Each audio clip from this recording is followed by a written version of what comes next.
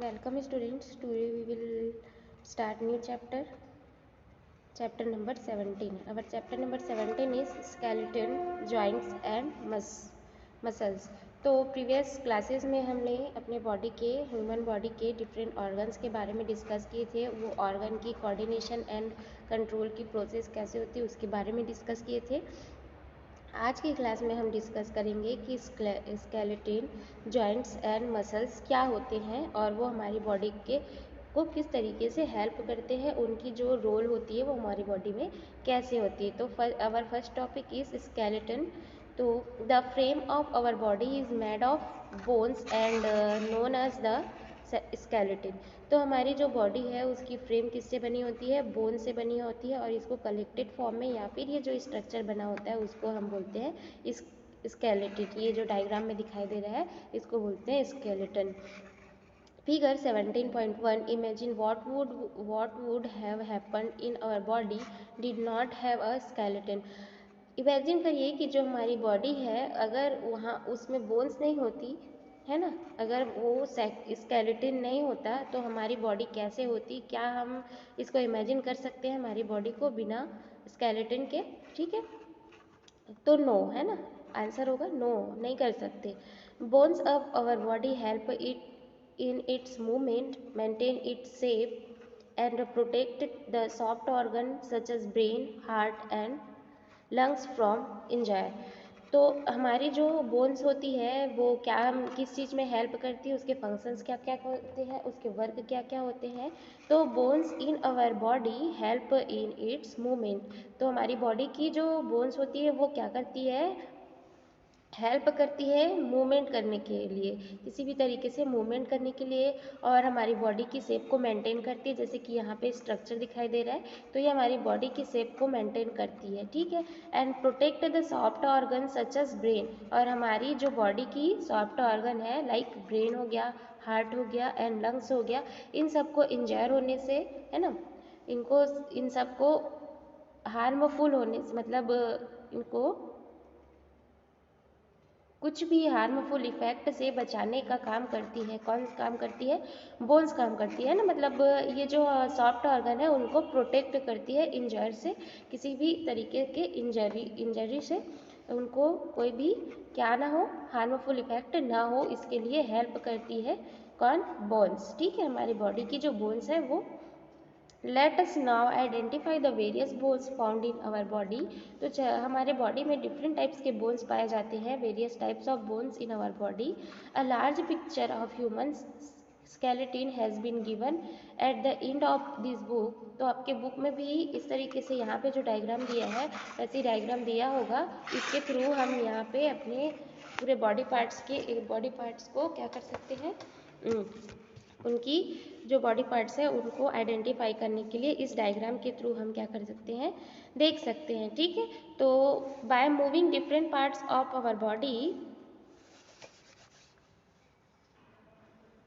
and with the help of this picture try to identify the different bones and color them one by one। तो ये जो skeleton की जो diagram दी गई है यहाँ पे, ठीक, इसके थ्रू हम अपने बॉडी के डिफरेंट पार्ट्स के बोन्स के बारे में डिस्कस करेंगे, उसके कलर्स के बारे में डिस्कस करेंगे वन बाय वन, एंड उसकी जो फंक्शंस होती है वो कौन कौन से वर्क करने के लिए हेल्प करता है, उसकी वर्क क्या क्या है उसके बारे में डिटेल से डिस्कस करेंगे। तो फर्स्ट है स्कल, ठीक, हमारी बॉडी में फर्स्ट बोन्स के बारे में हम पढ़ रहे हैं स्कल। स्कल क्या होता है?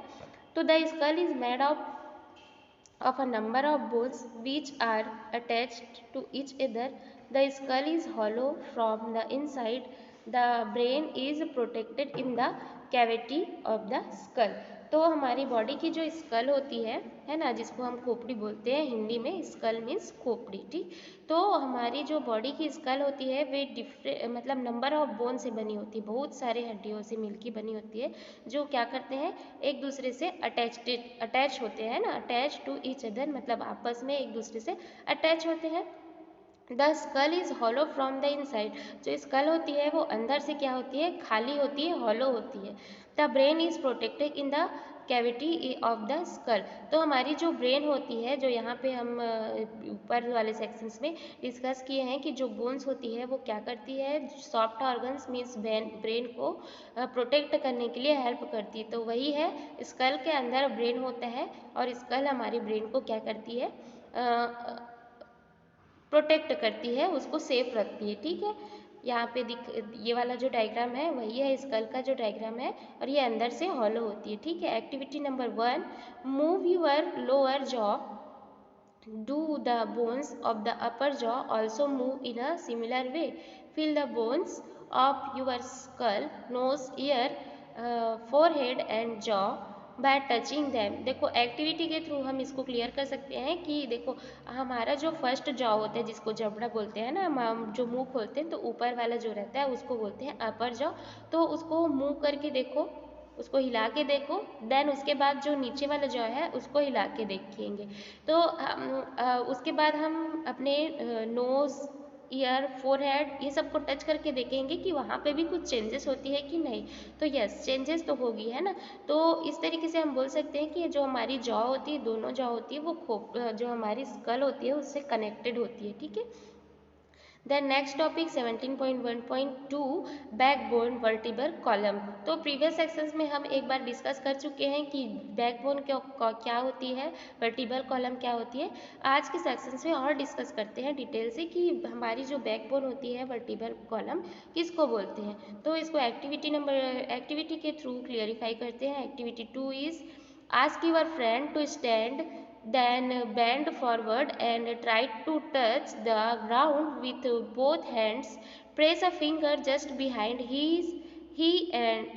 or her neck and move it backward to feel the vertebral column. देखो अपने जो फ्रेंड है उसको हम बोलेंगे कि उसी के साथ हम ये एक्टिविटी करेंगे, है ना। तो उसको बोलेंगे कि वो फॉरवर्ड बेंड होके अपने दोनों हैंड से, है ना, बोथ द हैंड से ग्राउंड को टच करने का ट्राई करें।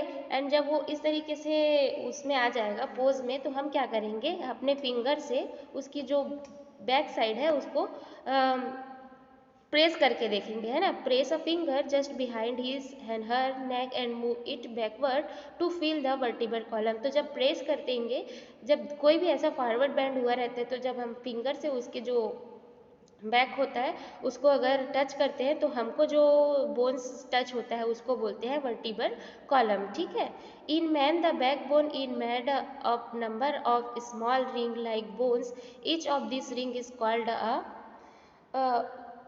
Vertebra. Young childrens have 33 vertebra. तो देखो जो मैन होते हैं, इन मैन बैकबोन, है ना, जो मैन की बैकबोन होती है वो बहुत सारे बोन्स से, जो स्मॉल रिंग के जैसे होता है उससे मिल के बना होता है। ठीक, each of this ring is called a vertebra. तो जो एक एक रिंग होती है जो हमको टच होता है हमारे फिंगर से, है ना, उसको बोलते हैं, एक एक रिंग को, पर रिंग को बोलेंगे वर्टेब्रा। ठीक है, and young children have 33 vertebra. तो यंग जो चिल्ड्रन होता है उसके पास 33 वर्टेब्रा होता है। ठीक है, मतलब 33 छोटे छोटे स्मॉल रिंग के जैसे बोन्स होते हैं। And as the grow older, the 9 vertebra in the lower part of the spinal fuse together to the from a single triangular bones। तो जैसे जैसे हम बड़े होते जाते हैं, ओल्डर होते जाते हैं, तो ये सभी जो वर्टिब्रा होते हैं वो आपस में एक दूसरे से मिलके ट्रायंगल बोन्स का स्ट्रक्चर में चेंज हो जाते हैं। ठीक है, the hollow space of the vertebra from a canal in which the spinal cord lies protected. Imagine what would have happened if you had a single long backbone instead on spreaded vertebra। तो जैसे जैसे हमारी as बढ़ते जाती है तो ये जो 9 वर्टेब्रा होते हैं एक साथ मिलके कुछ ट्रायंगल बोन्स के फॉर्म में चेंज हो जाते हैं। ठीक है, और ये जो हमारी वर्टेब्रा होती है वो हॉलो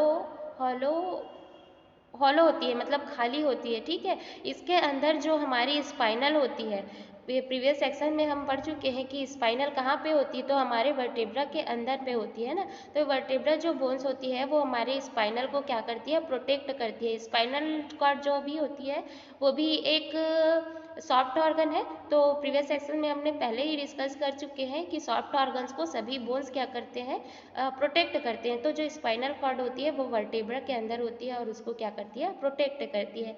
फिर यहाँ पे दिया है कि imagine what would have happened if you had a single long backbone instead of separated vertebra। तो इमेजिन कीजिए कि हमारे पास ऐसा छोटा छोटा रिंग वाला बोन्स नहीं होगा, अगर एक लॉन्ग बोन्स होगा तो क्या हम अभी जैसे सर्वाइव कर पा रहे हैं, मूवमेंट कर पा रहे हैं, वैसा सेम मूवमेंट हो पाएगा कि नहीं, है ना। ठीक है, फिर इसके बाद जो आगे की टॉपिक है उसको नेक्स्ट क्लास में डिस्कस करेंगे। ठीक है।